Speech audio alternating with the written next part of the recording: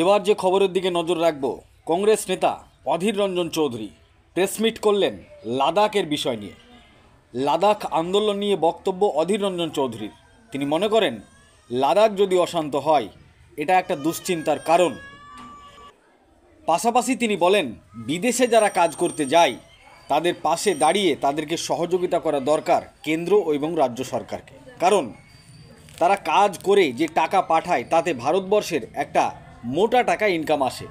তাই ভারতবর্ষের শ্রমিকদের পাশে দাঁড়ানো দরকার, এমনই মন্তব্য করলেন কংগ্রেস নেতা অধীর রঞ্জন চৌধুরী। কি বলেছেন বিস্তারিত শোনাবো আপনাদের।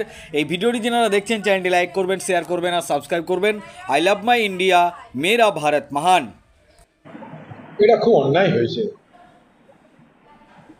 এই আন্দোলন কিন্তু শান্তিপূর্ণ পথে হয়েছে। দিল্লিতে তারা এসছে, তারা অনশন অবস্থান দাবি দাওয়ার পথেই কিন্তু বরাবর চলেছে। তারা আজকে যেই মোদী সরকার বিরোধিতা দেখতে পাচ্ছে, সঙ্গে সঙ্গে তাকে দেশদ্রোহী বানাও, রাষ্ট্রদ্রোহী বানাও, মিথ্যা কেসে তাকে গ্রেপ্তার করো, এটা একটা অন্যায়। মানে আমি আরো বলছি এই কারণে যে জম্মু কাশ্মীর তো আছেই, তার সঙ্গে লাদাখ যেটা শান্তিপূর্ণ এলাকা বলে পরিচিত, সে লাদাখ যদি অশান্ত হয় তাহলে কিন্তু ভারতবর্ষের নিরাপত্তার জন্য আমি বলবো এটা অত্যন্ত দুশ্চিন্তার কারণ হবে। তাই এই সরকারের জোর জুলুমের রাস্তা ছেড়ে, সন্ত্রাসের ভীতি প্রদর্শনের রাস্তা ছেড়ে, সরকারি ক্ষমতা অপব্যবহারের রাস্তা ছেড়ে যেন শান্তিপূর্ণ আলোচনার মাধ্যমে লাদাখবাসীদের দীর্ঘদিন যে দাবি, সেই দাবি প্রতি তারা যেন সহানুভূতি সম্পন্ন হয়। যখন 370 সরানো হয়েছিল জম্মু কাশ্মীর উপর থেকে, তখন কিন্তু এই সোনাম ওয়াংচুক তার বক্তব্যগুলোকে তুলে ধরতো এই বিজেপি পার্টি, বলতো দেখো এরা আমাদেরকে সমর্থন করছে। আর সেখানে শুধু লাদাখ নয়, লাদাখ কার্গিল উভয় এলাকার মানুষ তারা এটার প্রতিবাদ করেছে।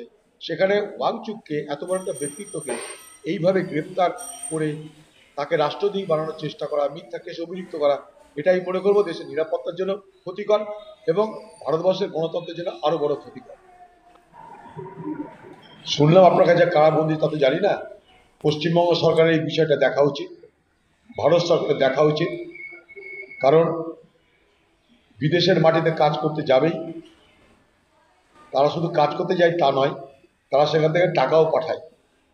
তারা যে রিপ্যাট্রিয়েশন করে টাকা, সেখান থেকে যে রেমিট্যান্স, যে টাকা তারা সেখানে রোজগার করে পাঠায়, রেমিট্যান্স যাকে বলি আমরা, সেই টাকায় কিন্তু ভারতবর্ষের অর্থনীতি একটা বড় শক্তিশালী স্তম্ভ। তাই তাদের প্রতি ভারত সরকারের নজর দেওয়া উচিত এবং পশ্চিমবঙ্গ সরকারের উচিত যে সেই সমস্ত শ্রমিকরা যারা বাইরে গিয়ে বিপদে পড়েছে তাদের পাশে দাঁড়িয়ে সহায়তা করা।